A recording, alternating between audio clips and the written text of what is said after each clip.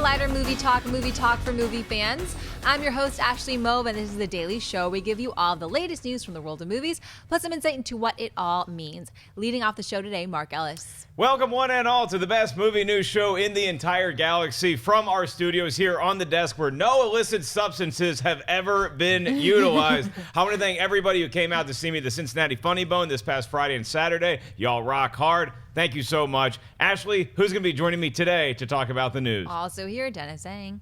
I also had a wonderful weekend of watching a crazy UFC event on Saturday and then shooting the Game of Thrones review with Perri and Roca and Jonathan. Makuga, absent from Game of Thrones. Also here, baby carrot, Perri Nemiroff. Oh my God, I can't believe that's a thing. Go on my Instagram, look at the baby carrot. You will have nightmares tonight. It's amazing. That, so you know what? You bring up nightmares. That's something we're going to talk about a little bit later on in the show. Right now, we have some exciting breaking news to get to that involves John Boyega in a new franchise. Ashley, hit me.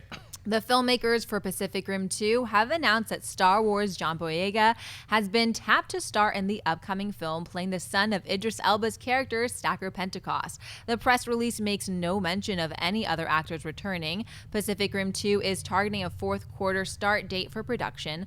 Boyega's upcoming projects include Star Wars Episode 8, The Circle with Tom Hanks and Emma Watson, Imperial Dreams, Watership Down with James McAvoy and Sir Ben Kingsley. Ashley, what is Idris Elba's name in Pacific Rim again? Oh my gosh, Stacker Pentecost? What a name. God, that's a great name. What? No, I'm not making fun of you. It's a weird name. Yeah, I can't wait to see what his son is named, and that's awesome that he's going to be played by John Boyega. I was a fan of the first Pacific Rim for what it brought to the table. It's not going to win any Oscars, nor will the sequel, but I expect to see huge robots fighting monsters, and that is what I want more of in Pacific Rim 2. And adding somebody like John Boyega, look, the guy's a star now. You know his calendar is going to be filled up with projects, not just Star Wars related. It's interesting to see him go to another what could be huge franchise in Pacific Rim, and I think he's a credit to that. I think he's somebody that now can actually get butts in seats on opening weekend and beyond. I like anytime talent gets added to something that I'm already excited about. I wasn't over the moon about Pacific Rim 2 being made. Sure, I'll be interested in seeing it. This makes me a little more excited. How about you, Dennis? Well, I am one of the people that was over the moon when they announced Pacific Rim 2. I wanted Del Toro to come back, but at least he's producing, and also we have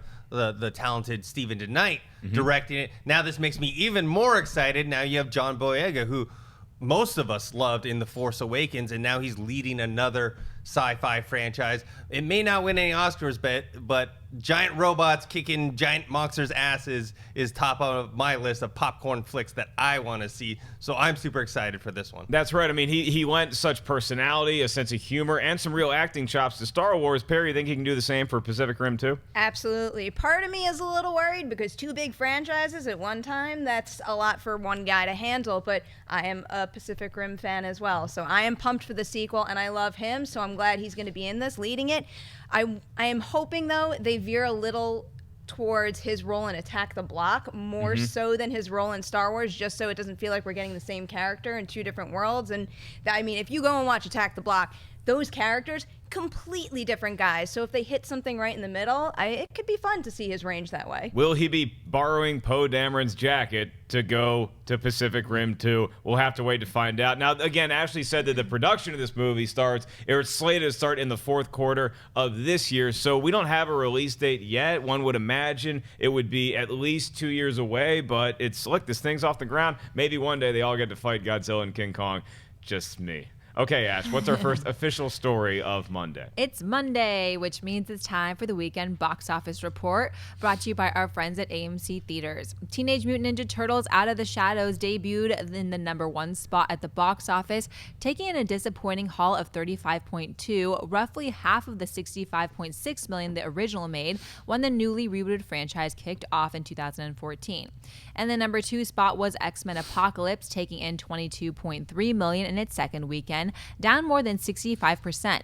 The latest in the X-Men franchise has now earned $116.5 million since debuting over Memorial Day weekend. And the number 3 spot was Me Before You, taking in $18.2 million in its opening weekend. At number 4, Alice Through the Looking Glass with $10.6 million. And at number 5, The Angry Birds Movie with $9.7 million. The other wide release, Popstar and Never Stop and Never Stopping, barely cracked the top 10 with only $4.6 million. Mark, thoughts on the less than stellar box office for Teenage Mutant Ninja Turtles? Well, I'm not shocked that Ninja Turtles didn't do great at the box office. It wasn't well reviewed, and even for hardcore fans of the animated series, which is who they were going for with this sequel, it just didn't really hit it out of the park. I like seeing some of those characters back on screen, but I thought the story just didn't really work for a lot of people. What shocks me about the box office is that X-Men dropped 66% and that Alice Through the Looking Glass only dropped 62%. Neither one of those are good drop. You don't want to see a drop that high, but I was sure that with all the bad press, both in real life and with this movie, that Through the Looking Glass was going to be the biggest fall of the weekend. So I'm shocked and a little disappointed to see X-Men Apocalypse not hold up better in its second week. Maybe it was going up against the Turtles more so than Alice was. And I also thought that Popstar, and I think it only opened in around 2,500 theaters, something like that. I thought it would do better because it's doing very well on Rotten Tomatoes, on Metacritic. Audiences seem to like it. So I was shocked to see it not be able to topple either Angry Birds or Alice Through the Looking Glass. Perri, what was your take on the box office this weekend? This is pretty much the order I would have predicted, but I thought Ninja Turtles would have opened just a little bit bigger. Yeah. It's definitely a sad weekend for sequels. I mean, these are some pretty rough drops, and that's a really low opening for Ninja Turtles. I think at this point, if you consider what it made over the weekend, it's predicted to make something like $90 million over the course of its domestic run, and I think that's something like $100 million less than the first movie. So I don't know if we can count on another Ninja Turtles movie after this. And even though X-Men had a really big drop domestically, it's important to point out that it did break a record in China with a significant amount of money. So, the international box office for that one could keep it afloat. Well, that's good news if you're an X-Men honk, which, Dennis, I know you're a fan of the X-Men. Did you see a drop like this happening from week 1 to week 2? Well, I mean, I actually initially thought the opening weekend would have done better. So now that, with word of mouth, seeing it drop this much, I guess it wasn't as a surprise. And I do think Teenage Mutant Ninja Turtles probably was competing for some of that similar money. Right. Turtles, I actually thought would do a little better. I thought it was going to be like low 40s for it. I had talked about this before. I thought June was an interesting time for Teenage Mutant Ninja Turtles, the sequel, to come out because the first one came out in August. And I think part of the reason why it did so well then was wasn't that much competition. Right now we're kind of in that summer movie season has started already. I mean, we're starting to move that forward where like March and April are the beginning. So June is considered like actually kind of midsummer now. And I felt like it would have done better if they had released it at a similar time. And as I don't know what they're going to do, if they're going to make another one or not, because they did spend more money on this film than they did the last one. They're getting a lower return. Me Before You, I think, outperformed what most people thought. The budget was only $20 million and making $18 million on its opening weekend. It got that large female demographic to come in. It had a hook. And from what I hear, for people that went to go see it, they quite enjoyed it. I saw it, and I'm not into those movies. When you say a Nicholas Sparks or a Nicholas Sparks type movie, I go the other way. I saw this because Wendy really wanted to see it, and I really wanted to hang out with Wendy, and I really enjoyed it. Really? Yeah, Wendy. I mean, it's super schmaltzy and it's pretty predictable, but it's a really happy, pleasant movie. I wasn't I actually like these kind of movies more than you might think I do. I like getting swept up in a stupid romantic world of adventure. Wendy, you really liked Me Before You as well. Did you think it was fun? I thought it was cute. I mean, these are more guilty pleasures for me. I'm not really into these romance movies, but I saw it and I was like, oh, it looks cute. Like Emilia Clarke, like Sam Claflin. Perri, you have to go see it with me. I dragged her with me, and I said, let's go to Umami Burger before, and then it'd be a good time. So I convinced her to go with me. It's cute. It's kind of expected. Umami Burger. Well, now I'm pissed. That's why I was sold. Invited. Yeah. Funny thing, that movie does not star Emilia Clarke though. It stars her eyebrows. Mother of Dragons. You might not know what I'm talking about, but if you watch that movie, her eyebrows, I see Wendy giggling now, her eyebrows are just so out of control in that movie. Well, speaking of out of control eyebrows, Look at this baby right here. I don't know that I would have noticed her eyebrows as much as you did. I'm pretty sure her eyebrows are why the movie did so well. I think it was more a situation of counter-programming versus all the comic book fare that was coming out this weekend. But it's nice to know that the mother of dragons is also the mother of 2 really big caterpillars. Okay, good. And with that, we move on to our next story. What you got, Ash? Early last week, Page Six created a major disturbance in the Force when it reported that Rogue One, a Star Wars story, was in trouble and headed towards expensive reshoots. Now, Entertainment Weekly is claiming that the reshoots were scheduled all along and that they were originally planned for the spring but were bumped to midsummer to allow for extra time and scheduling of actors. Sources for EW say most of the changes have to do with clarity and character development, all taking place as inserts within scenes they've already shot. EW sources also claim that the changes involve more intimate moments with a lot of talking in cockpits and not redoing entire battle sequences or plot lines. EW also reports that Michael Clayton writer-director Tony Gilroy was brought on board the project in the spring to offer notes on the first cut and will now be writing new dialogue, also serving as second unit director. Gilroy previously did some uncredited rewrite work on director Gareth Edwards' Godzilla. And finally, in regards to the tone, EW says a source claims that this will indeed be a war film, saying the movie is very different than The Force Awakens and that it's intentional. Rogue One, a Star Wars story, is due in theaters this December 16th. Dennis, what are your thoughts on the new developments for reshoots on Rogue One? I feel actually relieved by hearing these reports because the initial talks and rumors about it was that they wanted to completely change the tone of the film. They weren't happy with it. There's going to be they were talking about Christopher McQuarrie and they were going to shoot like 40% of the movie over again. If the EW article is to be believed, it just sounds more like they just need to clean up some stuff. And I'm excited for that because when we talk about the Marvel franchise and the MCU, we're talking about how they're diversifying the genres of the film. I mean, they are still superhero comic book movies, but they're making like Ant-Man's a heist film, Guardians of the Galaxy is a space opera, you have Winter Soldier is a spy thriller. I think Star Wars needs to do that. I think Star Wars needs to vary things up because we've never had an era where we had all these Star Wars movies. We had the original trilogy, we had the prequels. That was just 3 movies in a row. Now we're going to have all these episodes, all these spin-offs, and we don't have an end date for this. This isn't like they're going to do three movies and it ends. They're going to keep going and going and going. And the only way to keep people coming back is you've got to give them something new. So I'm excited for a war movie toned Rogue One. I don't want it to be just like the episodes. Yeah, and I never thought that was going to be the intention. Even reading all those reports that the sky might be falling last week, where they said that they're totally changing the tone. They want to throw some more levity in there. It's too dark. We want to put more jokes there. We also want more Darth Vader in there. We had no idea what they were reshooting. There was rumors that it was up to 40% of the movie was going to be reshot on a schedule. It was going to be 6 days a week for 8 weeks. All that still may be true. But reading this report, Perri, I tend to have more confidence in what's going on and that they knew this was going to be the situation all along. The reshoots are always built into a production of this magnitude if they're needed. And with Tony Gilroy being one of the guys that's coming on as, maybe he's helping with some story and a second unit director, he's a guy that has a good working relationship with Gareth Edwards. And that gives me confidence that this isn't Disney saying, oh, Gareth made a terrible movie, now we got to have some fixer come in. No, they work well together, and they're going to make what appears to be already a very good movie even better. What's your read? Well, I kind of wish Page Six never broke the story to begin with, because clearly it's completely spiraled out of control. Mm-hmm. I'm sure there's tons of big movies that went through a similar process and we just don't know about it because it's not in the spotlight quite like this is. But in terms of the timeline of the reshoot, I can't remember if I read this in the EW article or elsewhere, but part of the reason they need such a long time is because this is an ensemble cast.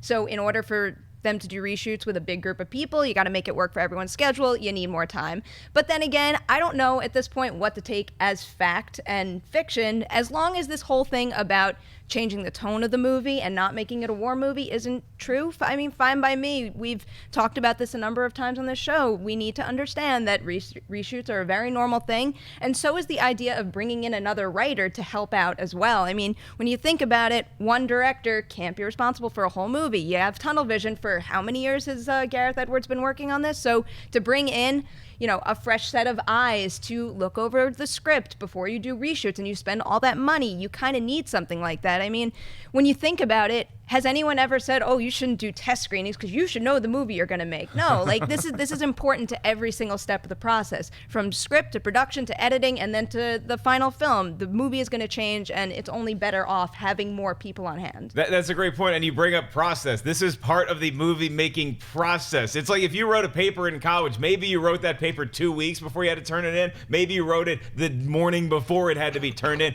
Doesn't matter as long as you got an A. And if you wrote it 2 weeks ago, you can go back and change it. As long as the movie's good in December, that's all I care about. Who cares if they shot the movie and had some notes and now we're like, oh man, I thought it was going to be a perfect movie right off the bat. Who cares as long as it's good when the movie comes out? That's all we should be concerned about. Maybe some people can get nervous, like Dennis, you said, about the change in tone, about making it too light versus too dark. As long as it hits it out of the park in December, that's all we should really care about, right?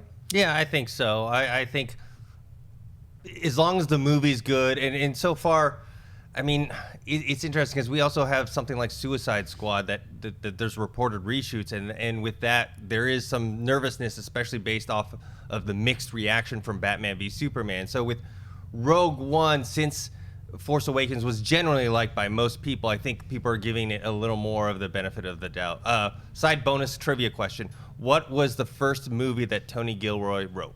I'm going to say it was, it feels like a trick question. I'm just going to stare at you. Tony Gilroy. Can you give me the year? Can you give me like an era? It was in the 90s. In the 90s. And this is the same guy that wrote all the Bourne movies as well.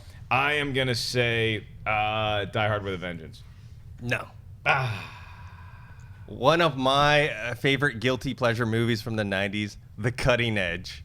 With D.B. Sweeney and Moira Kelly. Yeah, so one's a hockey player, a rough and tumble goon, and then the other one is a brilliant skater, and then they come together to be the couples partners in the Olympics. Is that right? Yeah. See, he's going to be great for Star Wars. Yeah, never mind. I changed my whole take on this. This is the worst decision that Star Wars has ever made. Great trivia question. And jumping off that point, make sure you guys check out the Movie Trivia Schmodown this week, because Andy Signore from Screen Junkies going up against our own Christian Harloff at Collider. And my goodness, I am very, very nervous because Andy's really good, but I'm pulling for my boy Christian. Let us know who you're rooting for. Before we move on to buy or sell, Wendy, let's check in back with you and your heavy critique of eyebrows. What are the people saying in the chat room about Rogue One, about Pacific Rim 2, and then obviously about the box office?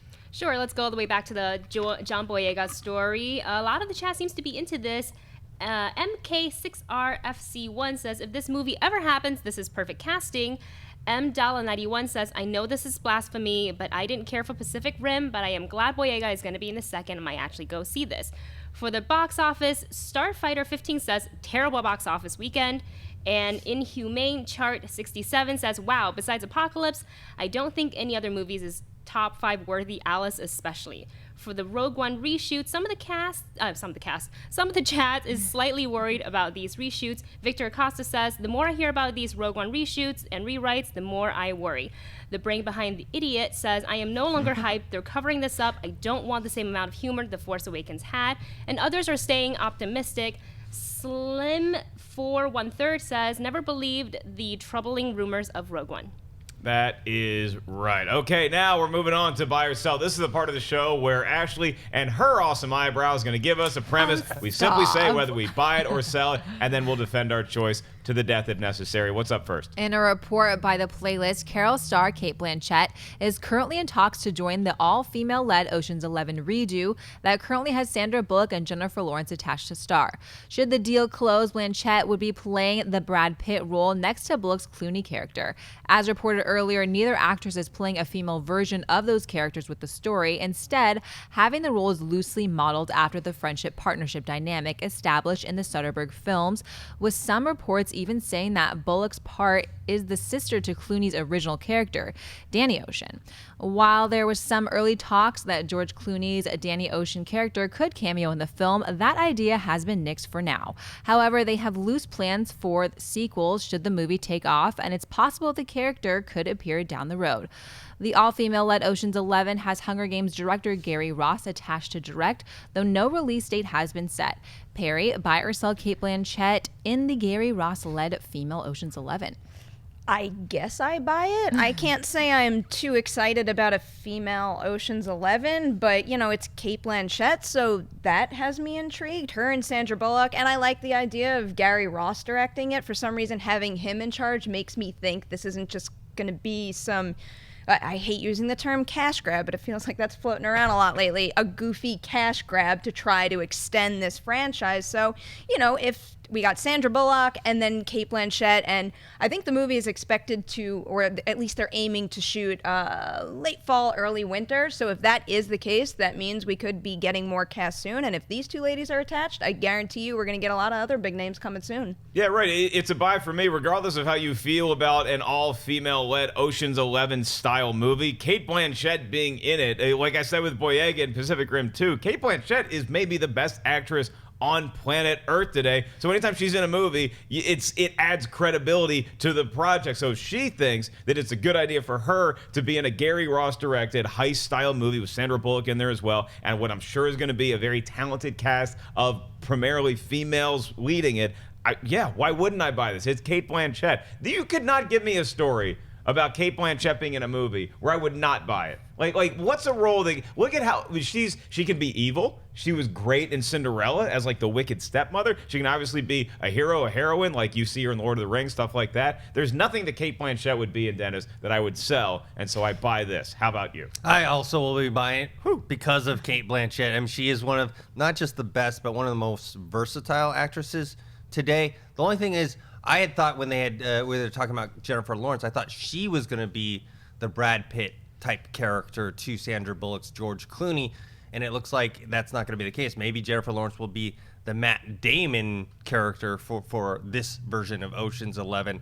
I'm wondering too, if the reports aren't true, maybe you're talking about Cinderella and her playing a villain. Maybe she could play the Andy Garcia role and be the villain. I wouldn't mind seeing that. Yeah, I think that this movie, regardless of what you think about it, it sounds like it could be a really fun time. And so having this kind of talent leading it is the right play to make. I'm curious to see who they add next. You know, if you lock, let's say, a Jennifer Lawrence, but like, what if tomorrow they turn around and they say we're adding Melissa McCarthy to the cast? As much as I like her, that would completely change this whole scenario and what I'm picturing for this film. I would love it. I love Melissa McCarthy. All right, what's our next story? In an exclusive report from Variety, Passengers and the Imitation Game director Morten Tyldum is in talks to direct an adaptation of Lauren Bach's novel, The Shining Girls, for MRC, who will develop and finance with Leonardo DiCaprio's Appian Way producing. The book revolves around a serial killer in 1930s Chicago who stumbles upon a time-traveling device. Tyldum's next project, Passengers, is currently in post-production and stars Jennifer Lawrence and Chris Pratt. That movie opens on December 21st, marked by her selling time-traveling serial killer movie directed by Morten Tyldum. Time travel serial killer. Hell yeah. Is Van Damme around to stop him? Can we time cop this guy? So he's in the 1930s, and then he finds a time travel. So now a serial killer, that has got to be a dream find if you're a serial killer. If you enjoy killing multiple people in different ways all across the globe, what better way to expand your business than by traveling through time? You kill some people in the 30s, you go way back in time, you go way forward in time. Sounds like a good play. I love this idea, simply based on the premise. Morten Tyldum, Passengers is something I'm really looking forward to. The Imitation Game, I thought was really good. It let me down a little bit. I didn't think the movie was as great as the subject matter could have been. But having said all that, I totally buy this. I love the premise. Perri? I dig it too. I'm going to buy it. I was reading some reviews of the book online, and, you know, it seems like there's mixed things. People didn't quite understand the time travel, but to me, that actually opens the door and gives this movie a lot of potential because, you know, an adaptation of a book is not necessarily a straight adaptation. Let's improve upon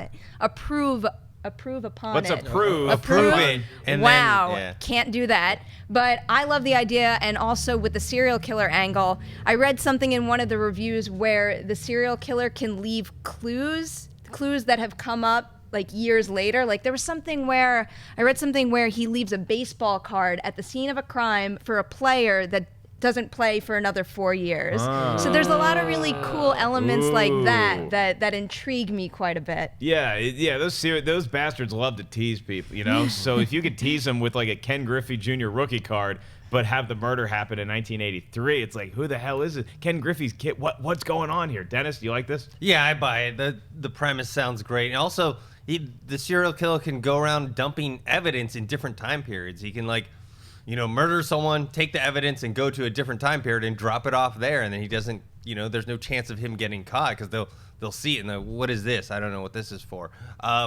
Yeah, and also, I actually really liked Imitation Game. I liked what Morten Tyldum did with it. I thought he was able to draw out great performances for Benedict Cumberbatch. And even Keira Knightley, who, like, sometimes plays a very similar character in a lot of her movies. And I felt like there was more depth to her performance in that. So, once Passengers comes out, that's when I'm going to, like, either really look forward to this movie or maybe take a step back. Okay, I'm especially hyped for Passengers now, just because I want to see what he can do for this. And that comes out the 21st, and Assassin's Creed that same weekend. Very competitive time at the box office because Rogue One will have just dropped 5 days earlier. Around the Horn, starting with Ashley. If you could go back in time to one place, where would you go? I give you a time machine. You can go back any time from here to all the way to the beginning of whatever. My birth. I just want to see me being born. Whoa. That's the weirdest answer I like, could not have imagined a better answer from Ashley Mova than to watch herself being born.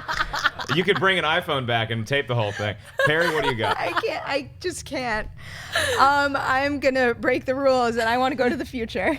Oh, okay. Ooh, You want us to go to the back future. to You know what'd be the really future. weird is if I answered, I also want to go back to watch Ashley being born. But I don't. Dennis, how about you? Well, I was going to say the future, but then Perri stole that. I don't know. Like, would I go back in time and, like, kill Hitler or something like that? I don't know. I like that. Dennis, Oh the my assassin, gosh. going back to take down Hitler. Myself, I'm just going back to the land of the dinosaurs because I want to ride one. Maybe I'll die. Maybe I won't. We'll see what happens. All right, what's our next buy or sell? Okay.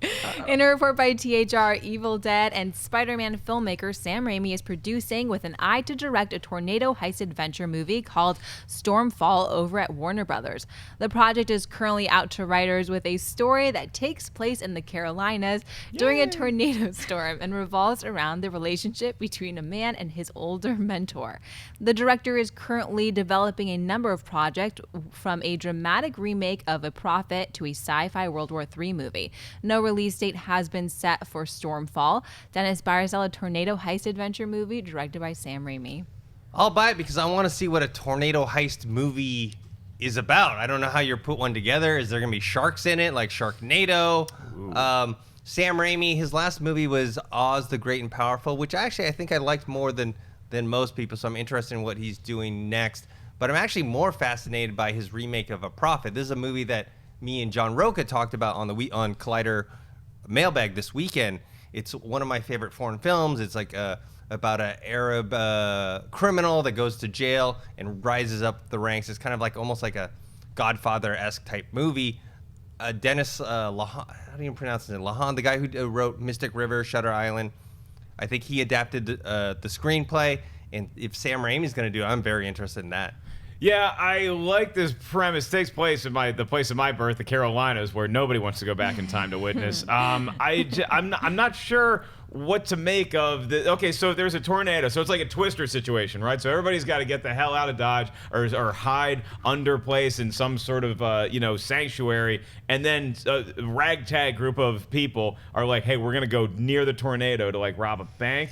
Maybe that's, I don't know. I'm interested enough to want to see the movie, so I will buy it. However, I hard sell the name Stormfall. That sounds so just ridiculous. And it sounds like a movie that they go to see in Seinfeld, you know? It's like, oh, should we see Chunnel? Should we see Firestorm? No, let's see Stormfall. Just sounds like a fake movie that you invent to sound like a stock action flick. Don't like the name, but I will buy the premise. How about you, Perri? And it does sound like the mock title, when they want to shoot something and not tell you what's really being shot there. Not that would come into play here, because who knows what this movie is anyway. But I think I'm going to buy it because I'm a big fan of Twister, and I like intense storm disaster movies, and Into the Storm was not what I wanted it to be. No. It kind of Stormfall, Into the Storm, it makes me think of that, I guess. But I'm also a big fan of Sam Raimi. I'm a big Evil Dead fan, and the last thing I saw that he directed was the first episode of Ash vs. Evil Dead, and I am just so high on that show, and he did such a great job with that pilot. So at this point, I'll take anything he does, and over the years, he's proven he can handle tones, like different tones and different styles. So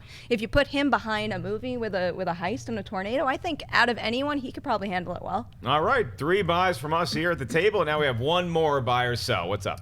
According to a report from Variety, Pitch Perfect 2 director Elizabeth Banks has exited as the director of Pitch Perfect 3, though will remain on the project as a producer. Anna Kendrick and Rebel Wilson are returning to star, which will also see the return of Brittany Snow and Pitch Perfect 2 edition Haley Steinfeld. The first 2 Pitch Perfect films have grossed over $400 million at the global box office. Banks has numerous projects lined up, including Rita Repulsa and Lionsgate's Power Rangers movie, and directorial gigs for Sony's Charlie's Angels reboot and the YA adaptation Red Queen.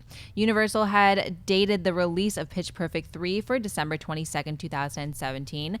Perry, buy or sell the loss of Elizabeth Banks as director on Pitch Perfect 3?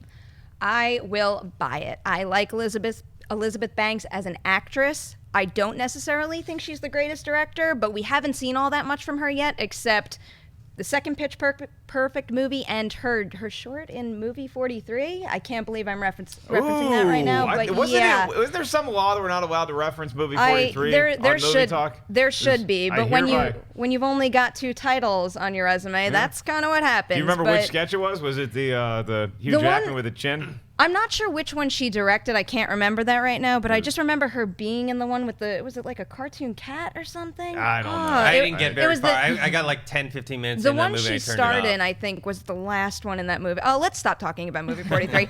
I'm a big fan of Pitch Perfect. Not so much the second one. I was really disappointed. I don't want to necessarily say it's all Elizabeth Banks' fault. I think it had a lot to do with the script, and it just wasn't as heartfelt as the original, and it seemed like it was just playing off of things that they did well in the first one. So I am excited to have someone else, a fresh eye, come in and try to spice this thing up a little bit. And, I guess it just comes down to now if it's a good script. Her quotes seem to make people think that, she flat out said that she's going to do more stuff with her family, so good for her. You should do that. Family should come first, I guess, but I'm happy to have someone else step in and take her place on this. Look, nobody's family is more important than my entertainment, okay? But having said all that, I totally buy this story because, like Perry, I was not a fan of Pitch Perfect 2. I laughed sometimes. I could enjoy moments in it, but I really liked the first Pitch Perfect. And then what changed? Was it Elizabeth Banks stepping into the director's chair? It just felt like a more uneven tone movie, and I think a lot of that fault does lie with the director. So Elizabeth Banks, I love her in the movies. I think she's great in the movies. Her and John Michael Higgins are hysterical. I just wanted somebody else directing it, so I'm happy to see. Plus, if she is as pressed for time, you're talking about her family and all these roles she has coming up. The only thing worse than having her come back to direct Pitch Perfect might have been her when she's really strapped for time. So I'm a fan of somebody else coming in and direct it. I do want Elizabeth Banks in the movie. I want her doing as many projects in front of the camera as possible because she's so talented as an actress. I just didn't like how she directed Pitch Perfect 2 as much. So I'm happy to see somebody else. How about you, Dennis? I'll buy her leaving. I mean, it sounds like they moved the start date for production, and that's why she's leaving, and therefore it's not like she's getting booted out. Because for the studio, whether or not you like Pitch Perfect 1 or 2, 2 made a lot more money than 1, and studio think is like, okay, well, we got to get back the same person that directed the second one. But it looks like she has other projects she wants to be in, star in, and direct, and so it doesn't line up for this one. I'm also with Perry. I couldn't tell if it was her direction or if it was the script, because was it stuff that was in the script that landed flat? I actually still enjoyed Pitch Perfect 2, but it's nowhere near as good as the first one. Or did they do improv scenes and she chose those particular scenes and performances that landed a little flat for at least for myself? Well, when you have Rebel Wilson and Adam Devine in a cast, there's going to be a lot of improv. But it's also probably fair to note that in addition to that quote that she gave about her personal schedule, she had also mentioned that they needed more time to figure out what the story is, and they want to make sure that it's not repetitive. So I don't think this is necessarily just about her.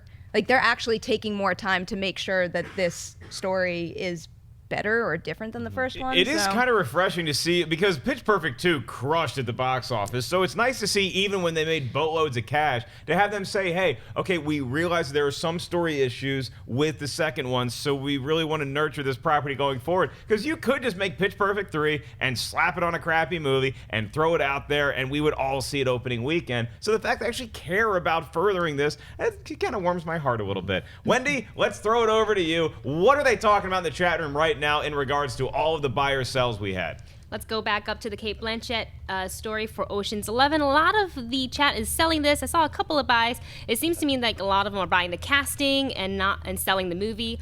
Lindsay K81 says, buy Kate, sell Ocean's 11 female edition. Mr. Spinall says, give me Kate on everything. She's like my ketchup. I can have it on everything. And Mike Cat says, Ocean's sequel weren't nearly as good as the first, so why do this? Sell. For the time-traveling serial killer movie, the chat was kind of split down the middle on this. Hep Chaos says, sell, it's been done before, time after time. Justin Vick says, I'm not a fan of the 1930s, but time traveling is cool. Bye.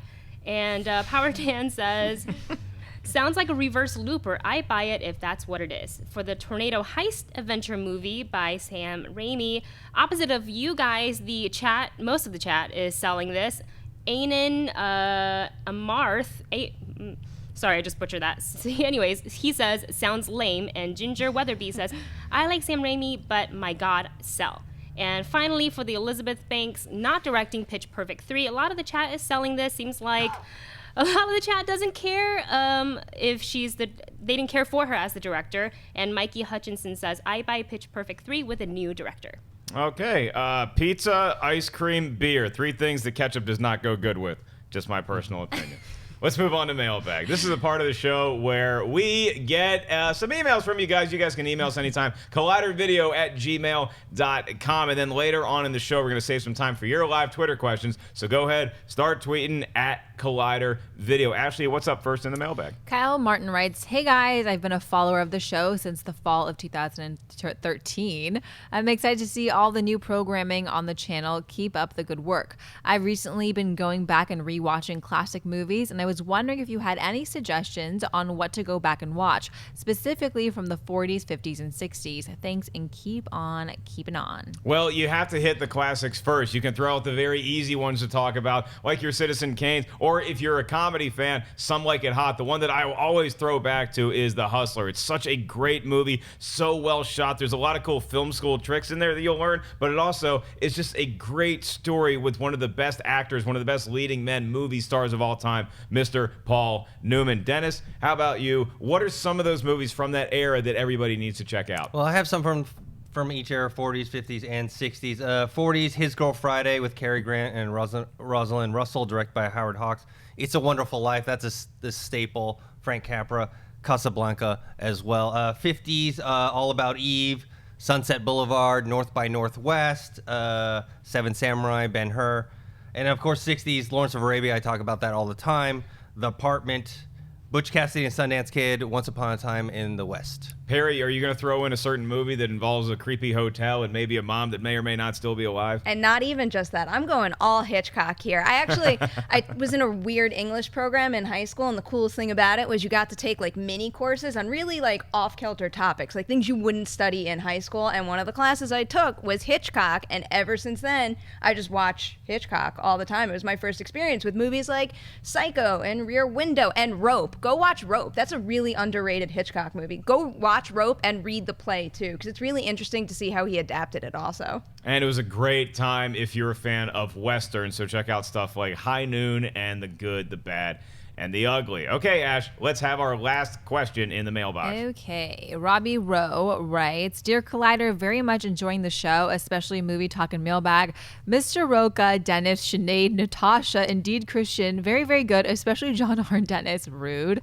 Just writing to ask with Collider Nightmares, a new show I'm very much looking forward to. Will it only cover psychological horror and slashers and modern ghost stories, or will it include stuff like the 2017 Mummy film or Johnny Depp Invisible Man, or a Bride of Frankenstein or Wolfman reboot? I'm glad you asked, Robbie, because that is the official kickoff of Collider Nightmares is tomorrow. It's going to be the new weekly horror show where, yes, to answer your question, it will cover all things going on in the world of horror entertainment. With, obviously, we're going to talk a lot about movies, both ones that are upcoming, and then we might look back on some classics occasionally, and then also a lot of the stuff that's going on with TV and horror right now and everything in between. Perri, you are going to be guesting on the very first episode of Collider Nightmares, and I'm sure you're going to be seen regularly on the program. Yeah. What are you most looking forward to? So the way it's going to work is Clark is hosting, and I'm going going to be a regular panelist. And then we have Mark Riley and John Schnepp, who are going to be with us for the first 4 episodes, definitely as well. So I am just so excited about this lineup and can't wait for the show to kick off already.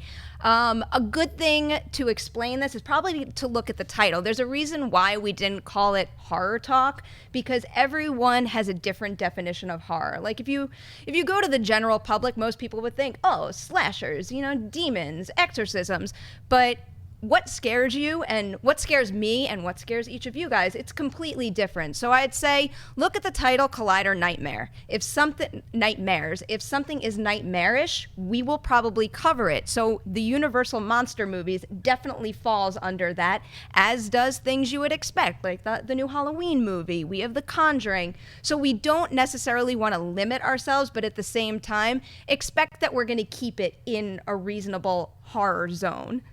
Dennis, you and Christian were instrumental in getting the show off the ground. Is there going to be a segment where it just focuses on how scary clowns are?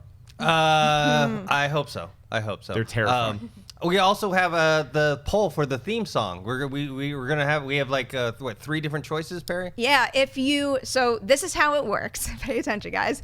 If you go to Collider Best of the Week, you've got the 3 theme songs in there, and you can play them, listen to them, and then you can go over to collider.com where there's this poll that lists all 3 options. And when you click on each button, it casts a vote. It doesn't play the song. So listen to the song in Best of the Week first, and then cast your vote. Don't click on option 1, assuming it's going to play the song. But the songs are all great. We'd be happy to have any one of the 3. And one of my good friends from high school, Ryan Levy, he's the one who made the music. He's in a band called Braves. If you like his songs for Collider Nightmares, go check out their website, because they're a really talented group, and we feel super lucky to be able to use one of his songs for the show. Very nice. So Collider Nightmares, remember, set your calendars. It debuts tomorrow right here on Collider's YouTube channel. Collider Video. So excited for this show to get off the ground. And then maybe I get to guess one. We'll see what happens. Check it out tomorrow. Ashley, let's move on to Twitter. What are they saying out there on the social media? Hey, Kyle Gritchell writes, what movie do you make all of your friends watch? Oh, a movie I make all of my friends watch is Top Secret. It's a great spoof movie. It was by the same guys that did Airplane and The Naked Gun. I think it's the funniest movie that the Abrams ever made, and I think it's the funniest spoof film, one of the great comedies of all time, and it just hasn't been as widely seen or acclaimed as The Naked Gun or Airplane. For reasons unbeknownst to me, you get to see a young Val Kilmer even before he was in Real Genius. I think it might have been his first starring role. He plays like an Elvis Presley type, and he goes to Nazi Germany, and all hell breaks loose, and it is one of the funniest movies you will ever see. If you are my friend, I have asked you to go see it, and even people I've never met, please go check out Top Secret from the great year of 1984. Dennis, how about you? What movie do people need to see in your opinion? I mean, my favorite movie of all time is Goodfellas. Most people have We've seen that already. Most people have seen that. I said Clue. I have to make people watch Clue, because then I have to see if you're into that fold, into the cult fan base like I am. Yeah, Clue is an all-time great. Well done, sir. I wish that was mine. How about you, Perri? I have a habit of telling everybody to go watch Trick or Treat. And I actually just did this every once in a while. I'm on the New York One roundtable show called Talking Pictures, where they talk about movies that come on Time Warner On Demand. And it's an older demographic. They're not going for people our age. And I made the other panelists watch Trick or Treat, and they hated it. And part of me got a kick out of that. But then again, I felt really upset, because every time someone tells me they don't like it, I take that personally. So don't ever tell me that. I remember in 7th grade, I saw Monty Python and the Holy Grail for the first time at my grandma's house, and then the next day at school, I was telling people about it, and then it just started spreading like wildfire. Everybody in class had seen Monty Python and the Holy Grail by the end of the school year, and we all universally loved it, because it is, in fact, the greatest comedy ever made, in my humble opinion. Ashley, what movie do people need to see in order to remain friends with you? Is it the video of your birth? Of course. What do you guys think? I'm going to go with Mean Girls. There you go. Mean Girls, of course. But I mean, all of my friends have seen Mean Girls. If you haven't seen Mean Girls, come on, get with it. If you want to be in Ashley's good side, please make sure you see Mean Girls. All right, what's our next question? All right, this next question is kind of funny. Junior Roberts writes, will the incident that occurred at the Ohio Zoo with the gorilla affect Tarzan's release? Gross.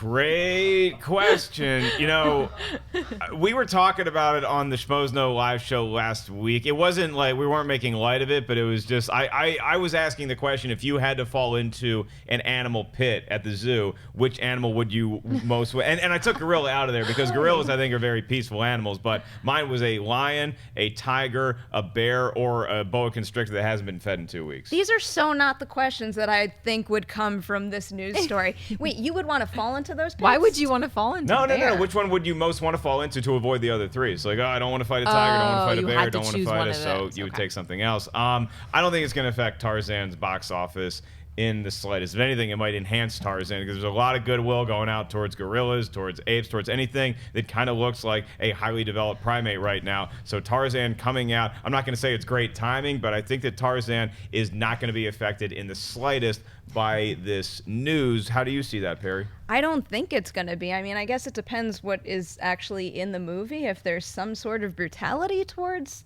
animals, maybe some people will make the connection, but that seems like a huge stretch. There's going to be a little bit of brutality towards, I mean, Tarzan ain't going back into the jungle just to say hi to his old pals. There's stuff going down, but I don't think it's going to be anything like anything off-putting, at least. Right. How about you, Dennis? Yeah, I don't think it's going to affect the release date or change any part of the movie. It's such a loose connection. Yeah, but hey, it was here on Twitter, so we talked about it. What's up next? Ratchet Ittybar writes, best random unexpected cameo. Best random unexpected cameo. That's a great question. What I loved about watching the sequel to Anchorman, which I liked more than most people did, I guess, I laughed my ass off, is at the end when you know you're going to get a fight scene in the park and there's just a bunch of cameos showing up, but they just kept upping the ante as to who was showing up to participate in that brawl. That's the one that comes to mind first. The greatest cameo in movie history, in my opinion, if you want to call it a cameo or a small role, was Sam Kinison in Back to School. If you've never seen or you never heard of the great comic Sam Kinison, check him out. His stand-up, but also Back to School, he is hilarious in a very tiny role. How about you, Perri? I'm having a brain fart right now and can only think about horror material, so it's not real. I don't know if it's a cameo or just like a quick appearance, but I love when Wes Craven pops up in Scream. It always makes me really happy because he's in the Freddy getup too.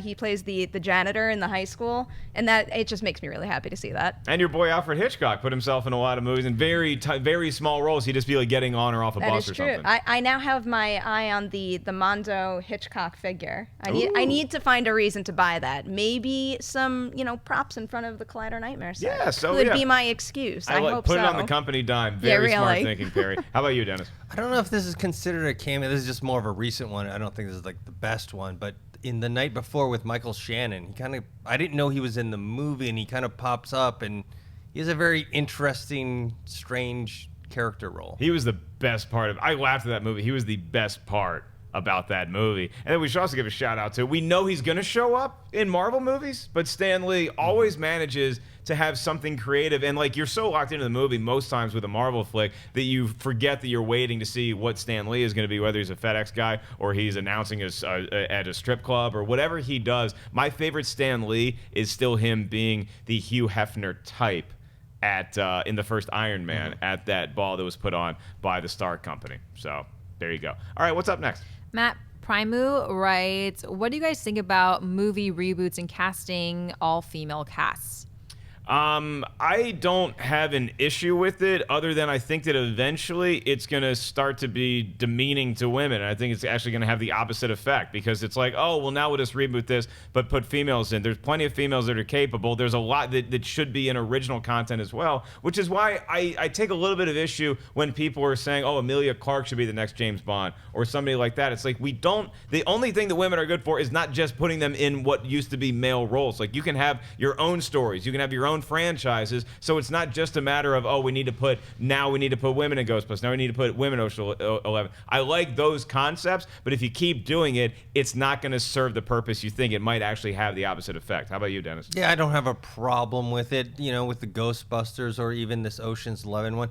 The one for 007, though, is a little different because you're changing the nature of what 007 is. So I'm not really on board for a female James Bond or Jane Bond. Barry, how do you see this? Perfectly fine with it, except pretty much what you brought up. I don't like that it's become a thing. And we had the same problem right after the Hunger Games when Jennifer Lawrence came onto the scene. Everyone's like, oh, a female-led movie. Oh my God, look at this. Let's make lots of them. And then it became a thing, and it almost took on a bit of a negative connotation. So I just hope we don't, have it shoved in our faces so often that it becomes negative like that. Right, and especially just being in a reboot of something. Like if it's an original story or even a franchise that already exists, but you're telling a new tale in that world. Like I'm so excited to see Rogue One, and one of the big reasons why is I want to see this character, Jyn Erso, and what she's all about. I love that we're having female-led movies that are in the Star Wars universe. I think it's a brilliant play, and I think it works so much better than just plugging in females in a role where there used to be a guy, and now we're going to try to pull the switch through. Still excited for Ghostbusters and Ocean's 11. I just don't think we need to see it every time.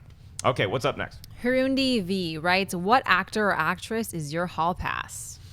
Actor or actress is our hall pass, in that even though the movie that they're in may not be great, or are we going a little dirtier with like, I thought we were going dirtier. If we're in a relationship. That's where my mind went. See, my mind went to hall pass. It's like, oh, I'll watch anything with Jim Carrey in it, even if the movie's not good. Okay, if we're going hall pass, then I'm going to go with Belle. I'm going to go with Beauty and the Beast. I'm going Emma Watson is my hall pass. My girlfriend has not signed off on any of these claims I'm making. These are very extravagant. It's probably going to get me kicked out of the house, but I would say Emma Watson because I liked her since it was not creepy. It was a little creepy to... we should just move on. Yeah, you're probably talking about like Harry Potter 1 or something like that. Anyways. Not Harry Potter 1, but by the fourth or fifth movie, it's like, oh, okay, something's happening. I'll go with Alicia Vikander. She's just stunningly beautiful. Very, very good choice. Perri? I am on a Toby Kebbell kick right now. Even though he's doing mocap in every single movie and I can't see his face, which makes me sad, he is fantastic and delightful, and I got to interview him and I held it together. Or is it something where Toby Kebbell would make a great partner because he could be human? Or maybe you feel like playing you just orc got that night. really creepy with that. I'm asking, like, oh, hey, honey, maybe you put on the orc cap. Maybe you have a bunch of guys come in, put the ping pong balls all over you, and you get to be an ape tonight. Or you get to be an orc tonight. There's a lot of choices. That is not what I meant. Don't take it like that. You were wrong. Hey, you heard it from me first. Is that Perri is a huge fan of orcs. So line up now, cosplayers at Comic-Con. Ashley, let's go to you before we move on. Your hall pass. I have two. Okay. I have two. Jared Leto, obviously, and Henry Cavill. Oh my God. Oh my God, just oh my gosh. Wow. Okay, I hope both of those gentlemen have seen Mean Girls or the whole relationship it's just over. is going to be off. Let's do two more Twitter questions. Okay. Film Schlubs writes, what crime drama is everyone looking forward to the rest of the year? The crime drama that everybody's looking forward to the rest of the year, I'm going to set the bar here, and it's going to be with The Girl on the Train. That's the one that I'm most excited about. The first one that springs to my head. There's a few that are coming out this fall that look like they have Oscar potential and also to be very entertaining, a la Gone Girl. But The Girl on the Train is the one that I'm most jacked for as of right now. Perri, do you have one in your head? I think that's probably the one that I would go for. It's probably the most high-profile one, so it is the one that comes to mind first. But I dug the trailer, and I'm pumped for that one. And I'm sure there's going to be elements of crime from a certain point of view and very dramatic events that happen in Sausage Party. So I'll say Sausage Party and The Girl on the Train. Thank you. That makes me feel better. I cannot wait to see that movie. What do you got, Dennis? Well, the one that was most highly anticipated for me was 999. That ended up being just okay. I was, very excited because it was John Hillcoat. I loved The Proposition. I loved Lawless. And that it kind of was disappointing. I don't know. I didn't even know Girl on a Train was a crime drama. I thought it was like a romantic comedy or something like that. You are wrong, I believe. It's definitely not a romantic comedy. I've never read the book. I don't know anything about it other than... Well, I mean, look, it starts out probably as a romantic comedy. You got this girl, and she's on a train, and she keeps going by the same couple a day after day after day, and then slowly something starts to go weird with them. So it starts out with that couple having an idyllic life, and they probably have a lot of romantic comedy moments like, oh, honey, I said English muffin, not waffles. And then a couple weeks later, plates start getting thrown. I'm not sure what happens in the movie. That's why I'm excited to see it. But it definitely ends up being a crime drama, Dennis. So do not walk in expecting to laugh. Before we move on to our last Twitter question, Wendy, I want to throw it over to you because I'm so curious. There's some about the crime drama question, but I also want to know, out there in the chat room, what are people's hall passes? What are they saying on the men and the female side of the ledger? Well, for me, my hall passes, Nathan Fillion, Chris Hemsworth, Henry Cavill. Got you, girl, Ashley. There was no rule that said you get multiple hall passes. there This is a is. one-time I can thing. do whatever. The rules. All right, the chat, here's what they're saying, because they're more important than me. Zoe Deschanel, Charlize Theron, Emily Blunt, Sebastian Stan, Margot Robbie, Michael Fassbender, and for what crime drama everyone's looking forward to, Girl on the Train, The Accountant, and Jason Bourne. Yeah, The Accountant. Yeah, Jason Bourne, I guess, could be considered a crime drama as well. And with every passing day, and I see some ads on TV now, I am so excited for Jason Bourne. Late July is when we get it, so we got to wait a little bit longer. But hopefully that's another great romantic comedy, just like The Girl on the Train is. Okay, Ash, what's our last question? We're ending with a behind-the-scenes question. Gerardo writes, who on the Collider team gets hammered at a party first? The person that just asked that question and read that question. No, I'm not a lightweight. I don't get hammered easily. Okay, maybe you don't get hammered first, but you're the first person to have a drink in your hand. Okay, fair enough. I would dispute that claim, but yeah, I'll say Ashley is. Ashley's not the first person to get hammered, though. I'm but not. Ashley and I are going to be opening the bottles floodgates. often. Sinead is somebody Yes. that I'm a little. If you told me that everybody's going to a party and they're just going to start drinking a lot, I'd probably say Sinead would be the one I'd be concerned about first. For sure. Yeah.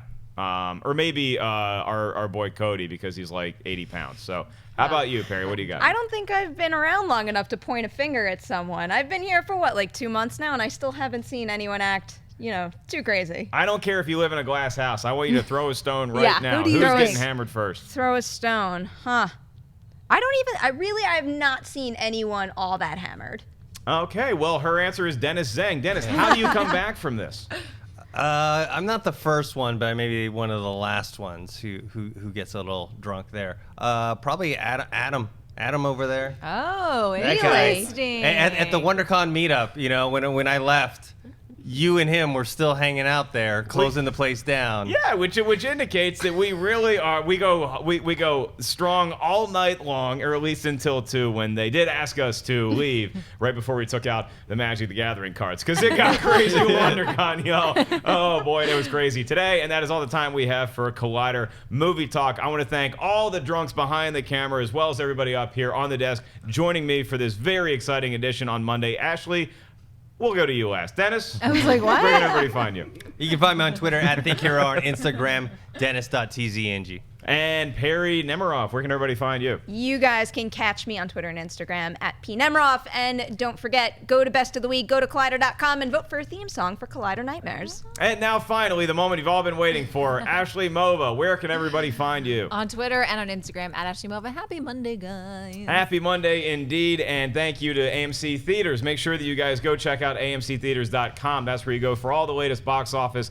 and showtime information. Collider.com, that's the website where you should go to for all the latest in the world of movies. That's where we get a lot of the stories we bring to you guys each and every weekday. And of course, subscribe right here, Collider Video, for movie talk, for shows like Heroes, Jedi Council, and the brand new one, Collider Nightmares. Very excited about that. As for me, my name is merely Mark Ellis. You guys can find me online at Mark Ellis Live. This weekend, I will be in Boston at Laugh Boston Comedy Club Thursday through Saturday. You can get tickets at markellislive.com. That's all for us today, and we'll see you guys tomorrow.